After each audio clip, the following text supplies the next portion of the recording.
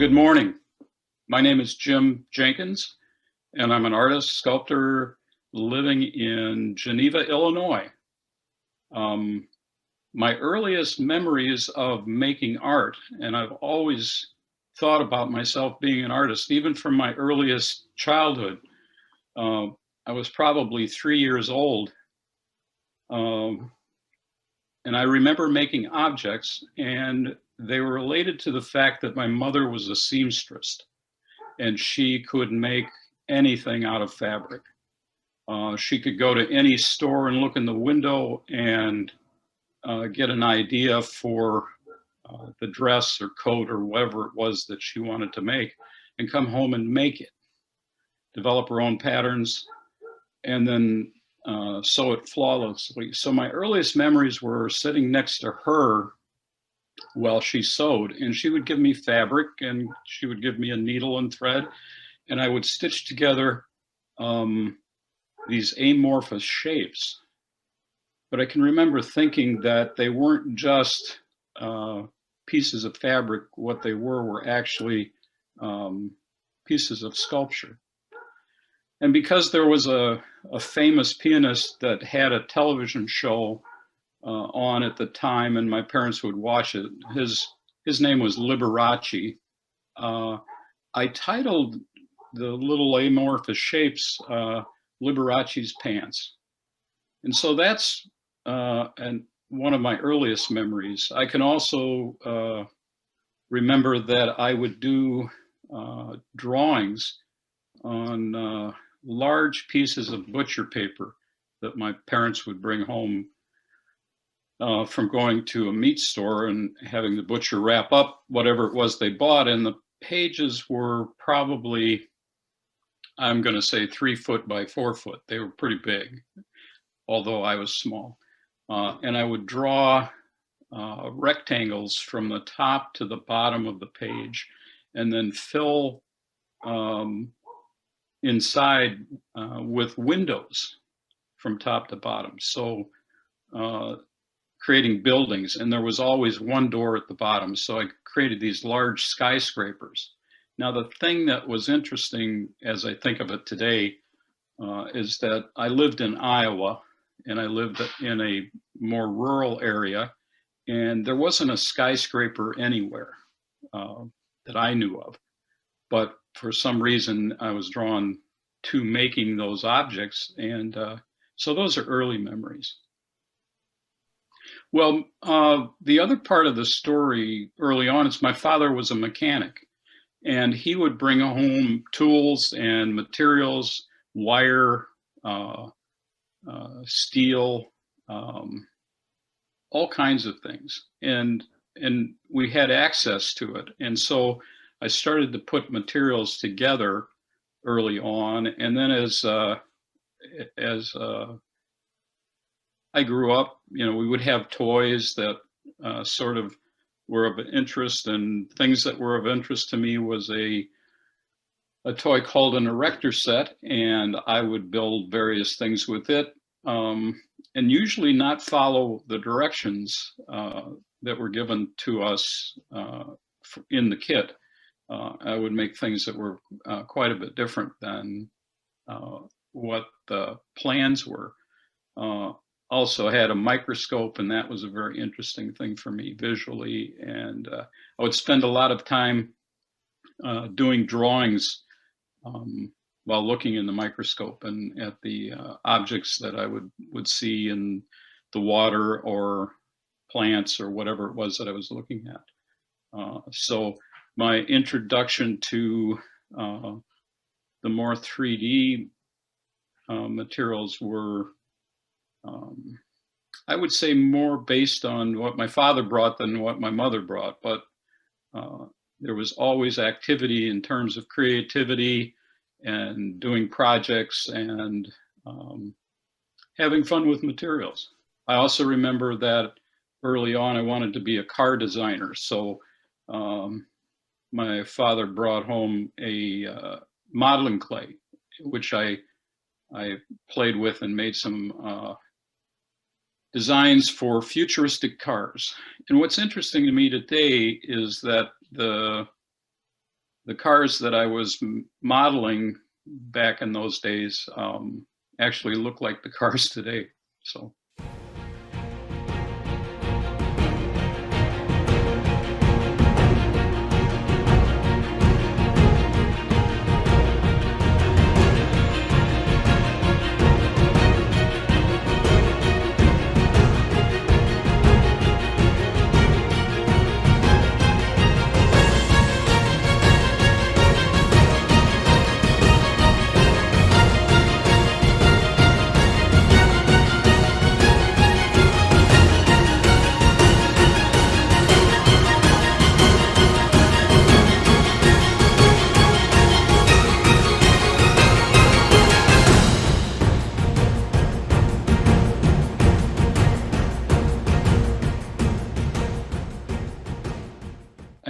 I was drawn in two very similar directions. One of them is engineering and the other one is art.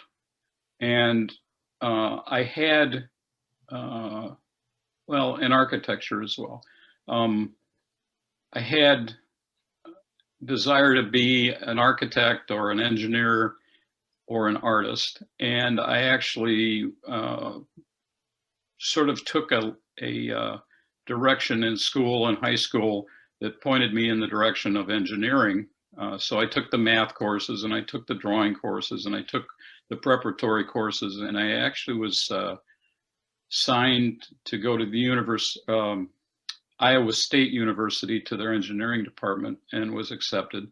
But then I decided that I didn't think engineering was necessarily the direction I wanted to go, so I went to the University of Iowa and followed that in terms of art making.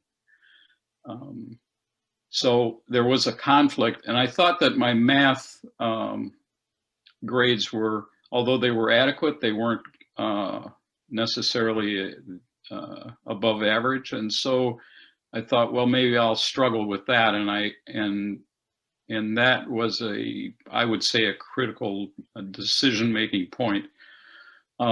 As I look on it today, I think that that anxiety was a little bit unfounded, and that I would have done fine. But I'm also glad that the direction that I took was, I believed, to be the right one, and to go into art. No, the sculpture was fairly immediate. And I was always, even in my painting classes, which I had, I was always making the paintings come off the wall and do things. So they weren't necessarily just flat 2D surfaces. They became three-dimensional in quality. And one of the teaching assistants for the professor said that I marched to the beat of my own drummer, which I always thought was kind of an interesting thing.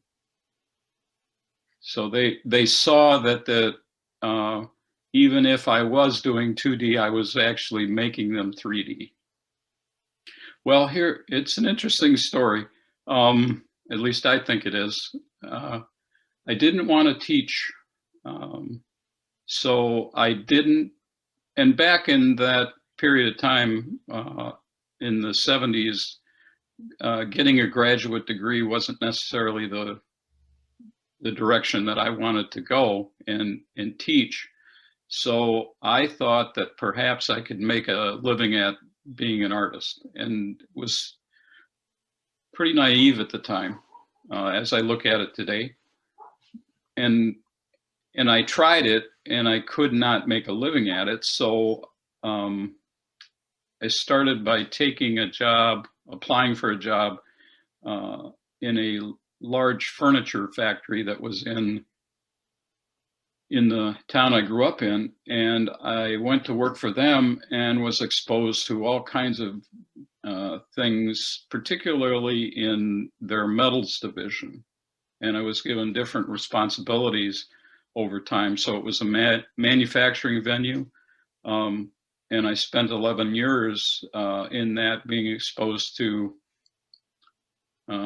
operations on how to do all sorts of fabrication, and management and taking care of customers and doing all the things that are necessary to to be active in a business setting. And I was with that company for 11 years, and then I made a change, and we were living in California at the time and moved back from California to Illinois. And I went to work for a company that did large industrial air handling equipment, very large fabrication, so as big as a house. And those particular devices were highly engineered, very large fabrications, and it was my responsibility within that company to be the manufacturing manager and take care of making sure that everything got built properly. So in order to make sure everything got built properly, I had to understand it from a very critical engineering aspect, and I learned a lot from exposure in that company. And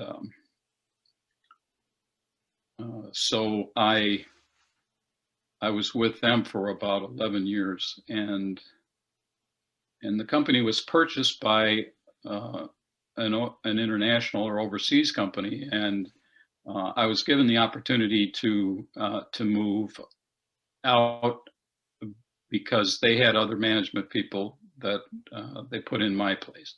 And at the time, it was a shock and difficult. And my wife said, if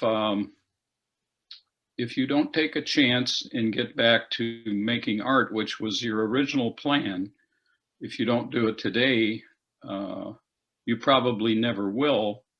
And I insist that you follow that pursuit. And so at that time, we made the decision to pursue art full time, and I did that. And because I had exposure to all sorts of different aspects and technical aspects and engineering aspects, I could bring those to bear in my artwork, which other artists weren't able necessarily to do with the same kind of facility. So thinking back, what I thought to be things that were never going to be important in my art became important. And I could do things other people couldn't do. The material, I get a sense for some object when I would say two things come together. I find something interesting, or I find some sort of connective material within reading or investigation, research. And when two things come together, and generally they're joined by humor, that is where I believe a piece begins for me. And then it's whatever material is necessary to achieve an end or the vision that I have. That's what I'll use. So there aren't many things I won't incorporate into my work. So you'll see all sorts of different electronic devices, and you might see the use of some radiation or ice or performance, music, fish, water, all kinds of different things. So it's whatever I need to get the work accomplished is what I'll use. Let's talk about Ring Around the Ring. Yes. It looks like an invention to me. Oh, it's very much an invention. It's a snowflake detector and recorder.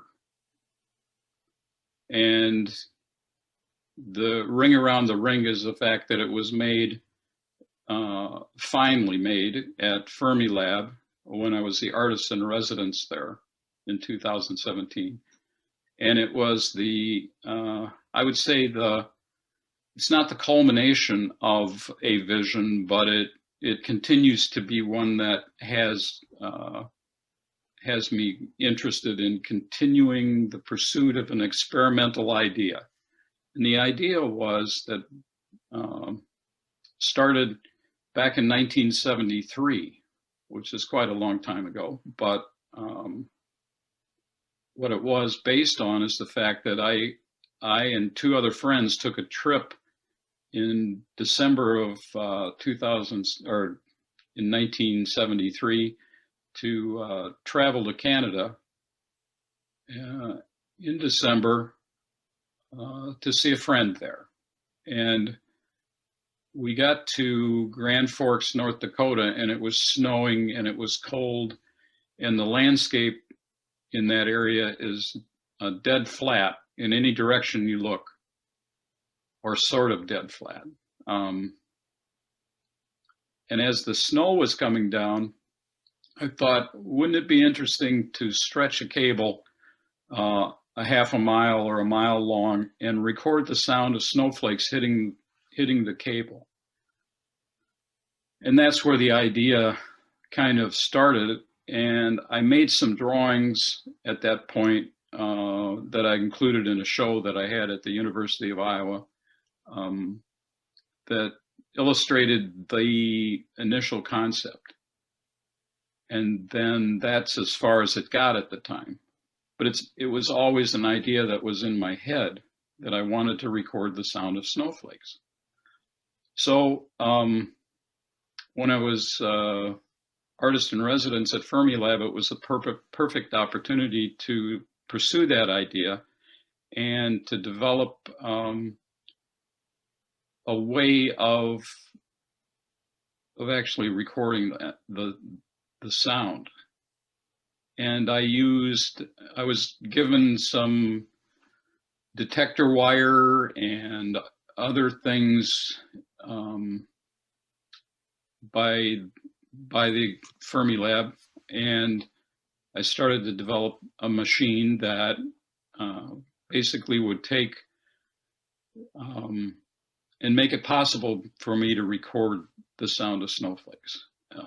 And then in order to connect that idea with another one, which was the fragility of the earth and the environmental impact that human beings have on it.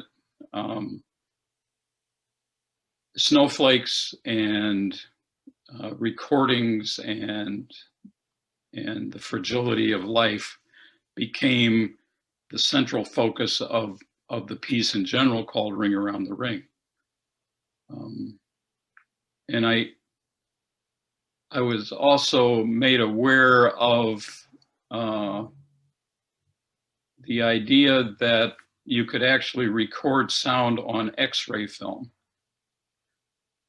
It comes from a period of time when there was jazz and rock music interest in the Soviet Union, and it wasn't allowed. That kind of music was not allowed in the Soviet Union because the authorities there wouldn't permit it. So interested artists and musicians and engineers got together and they recorded the sound of jazz and rock music being etched into X-ray film and then smuggled into the country, so the musicians over there could hear it. And they recorded on X-ray film and able to smuggle it in because the authorities were looking for vinyl records. They weren't looking for X-ray film. And so that was ultimately was called bone jazz or bone music. And you could actually play the recording for a few times on a standard phonograph. But then because the film was so fragile, the music would go away. And I liked that idea, so I developed two machines that actually took a digital recording of of the snowflakes and transferred it onto X-ray film, and then I'd have the recording of it. So that material and those ideas connected together very well, I think, in my own head, that the idea of fragility. And there's also the idea of defiance. And a lot of my work, although it isn't always apparent, but there's always the idea of defiance in it. And so I like that connection to the fact that they smuggled this music into the country and they were defying the authorities. And so we, in my mind, we have to be a bit defiant in order to get things accomplished. And whether it be environmental or governmental or art even. So that's sort of the basis for that. Now, I would also say that the experiment continues, because my first attempts at getting those sounds, although they were there, they were very faint. And so I'm working on amplification, and I'm working on a portable device that will accomplish the same sorts of things, but in, I think, a much more accomplished and shareable way. They are quite large. For example, Deus Ex Machina. Yes. This is a large piece of sculpture and also has other purposes. Yes. Yeah, it's about 16 feet high and across, and it's a large ring, let's say, that is outside a public library. And libraries have been very important to my growth and understanding, and they are some of my most favorite places on earth.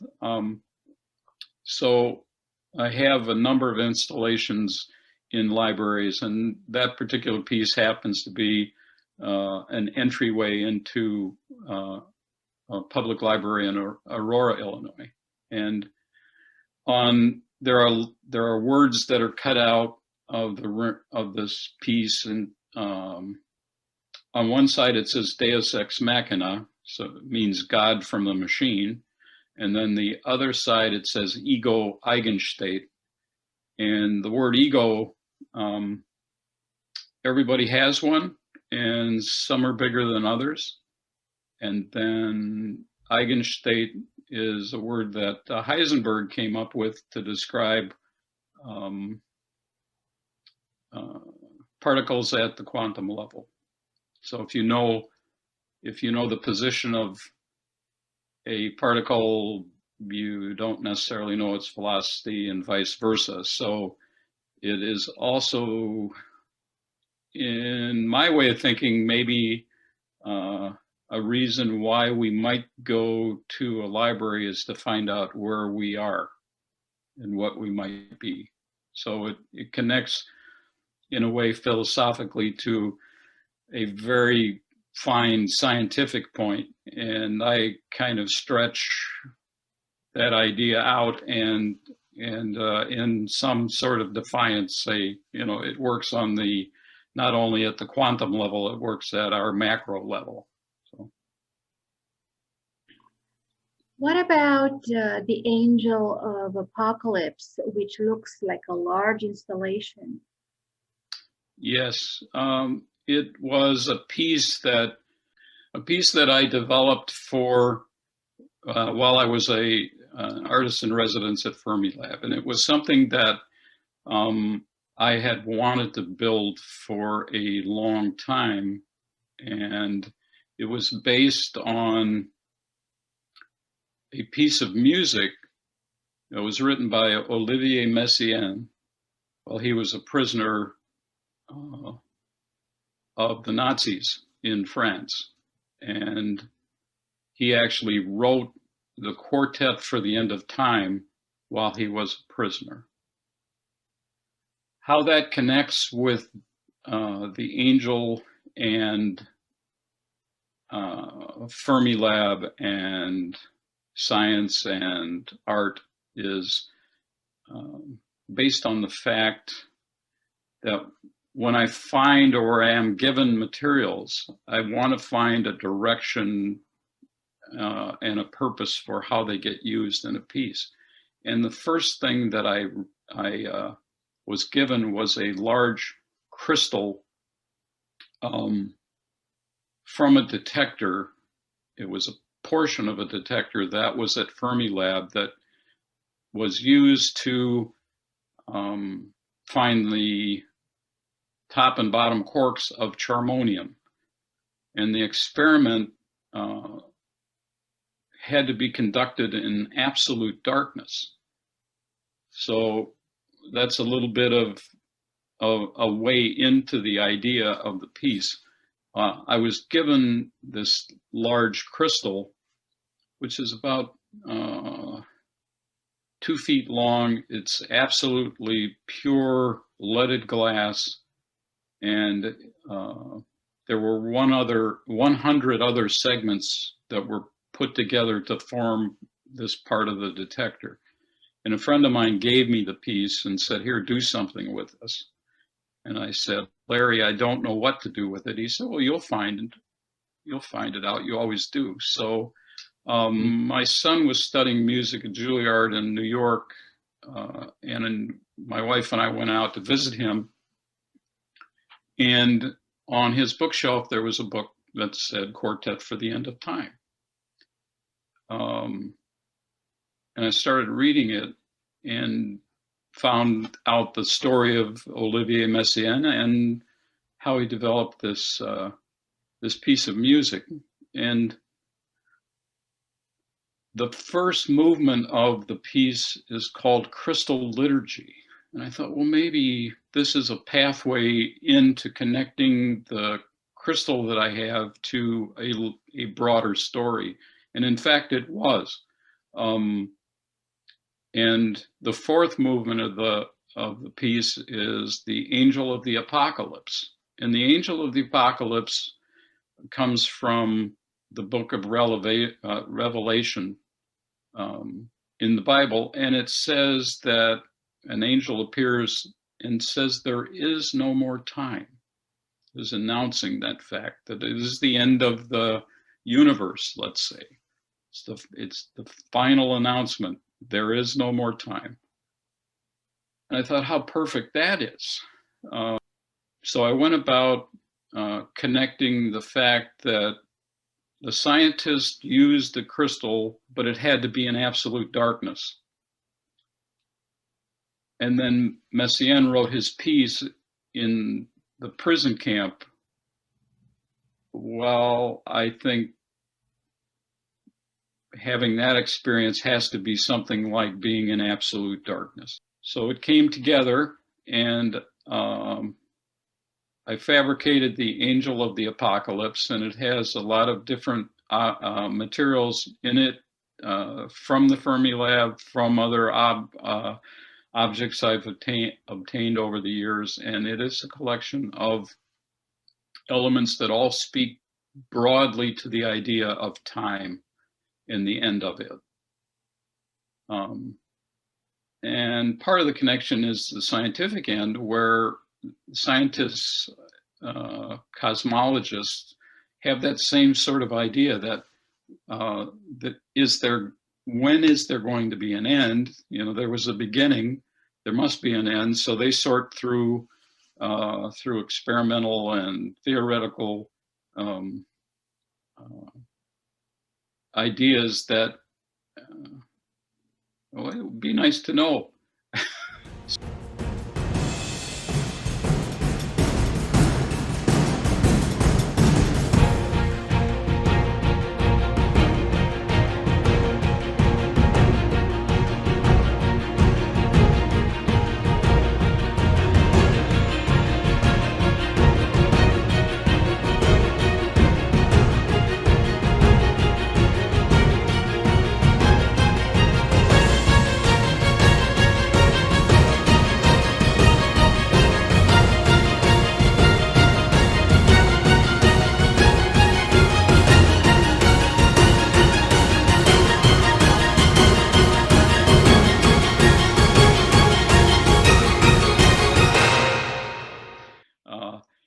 the thing that also happened with the piece is that it was put up, installed in Ramsey Auditorium, which is a performance auditorium at Fermilab. And I was able to get 4 musicians, professional musicians who are my friends, to perform the quartet for the End of Time, and stage the performance at Fermilab for the audience, and have the experience of the sculpture being there, the musicians performing it, the director of Fermilab at the time the experiment was done, his name is John Peebles, and he spoke about the experiment, the original experiment that had the crystal in it, and the work he did in terms of dark matter, and the fact that I also titled the piece Dark Matters, because I believe that there are some dark matters that were discussed and presented.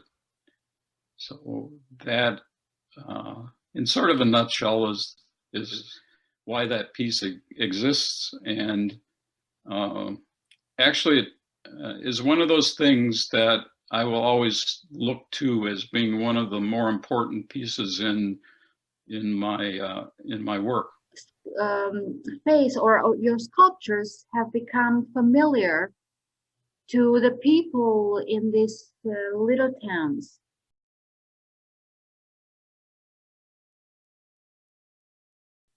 Yeah, what's interesting about that piece, and it is also part of a public library. There are 2 figures that stand side by side, and they are relatively identical, but they are not, in terms of the shape, perfectly identical. And then there are symbols and numbers and letters that are cut out from the 2 figures. They're about 12 feet high and made out of 1/2-inch stainless steel. And all the characters and numbers and letters and things related all are about the idea of light or enlightenment. What's interesting to me about that piece is although it's on a prominent corner of the town of St. Charles, it sits back from the corner and is relatively unnoticed. Even though it's quite tall, it's narrow, and when you actually look at it from one angle at the corner, it appears as 2 parallel lines. So in order to find the enlightenment that is there, you have to go look for it, which I find interesting in terms of how it's tucked away and how it sort of extends the metaphor that in order to find enlightenment, you have to look for it.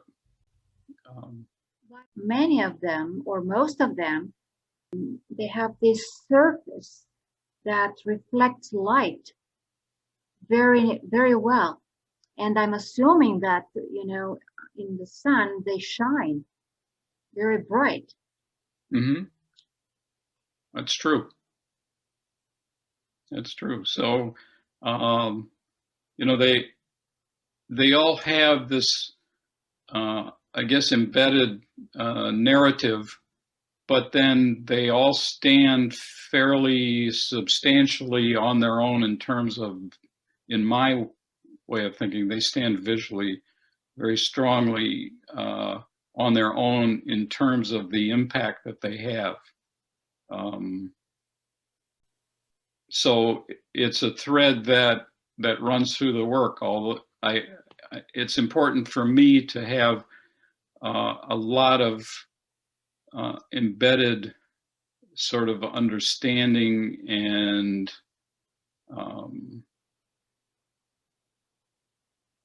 historical connections within the pieces, but they also have to just be very solid visually. Right now. Improvements to the snowflake detector. I have some work.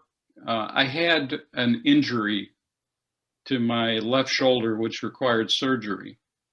And I wasn't able to do anything physically because of that surgery. So prior to it, I had to move a lot of material out of my studio and arrange for it to be placed somewhere else. And so there's a lot of things that had to get moved, and I made the decision that I didn't want to move heavy things ever again. So I thought about how I have used microscopes in the past, and I was going to do all my work going forward under the microscope. So I started developing, and I laugh about it because it is sort of funny. I started developing some slides that are actually three-dimensional fabrications, but to be viewed underneath a microscope. And everything from now going forward would be able to be carried in a valise, a suitcase, including the microscope.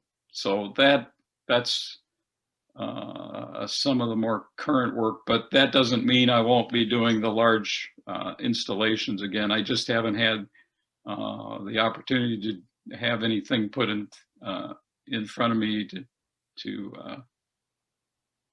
come up with something for them. So I have a number of people or a number of artists that I have conversation with and talk with, and I have friends that are, of course, at Fermilab that I talk to, and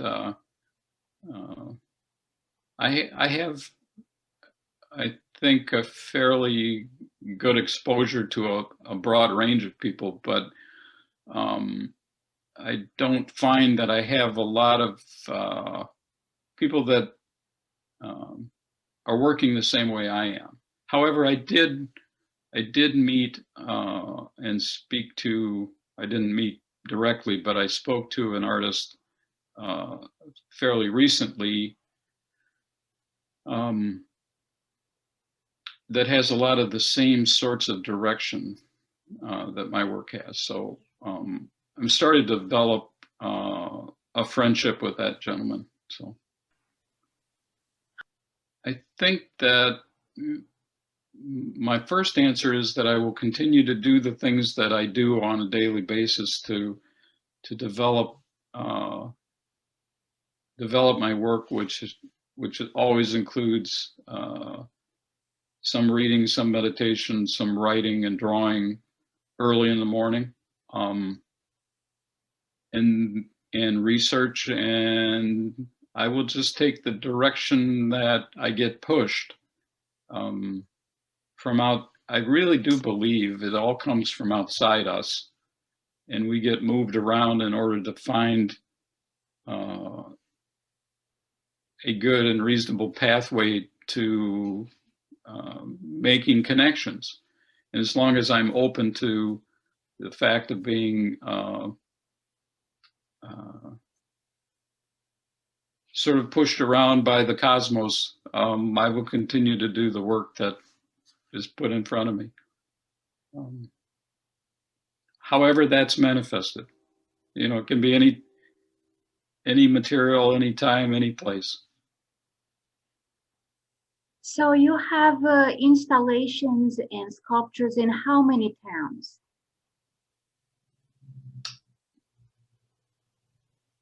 I would say 6. Not a lot, not a huge installed base, but some. I'd certainly like more. I'm hopeful that this video gets out to people who will say, hey, I want to talk to that guy. These sculptures and installations, do they require maintenance? As probably as little as possible. The materials I select generally take the weather conditions into account, so there's little maintenance required, but there is some from time to time. Yes, well, I have a website, of course, that can be looked at. It's www.jenkinsarts.com, and that's a place to start.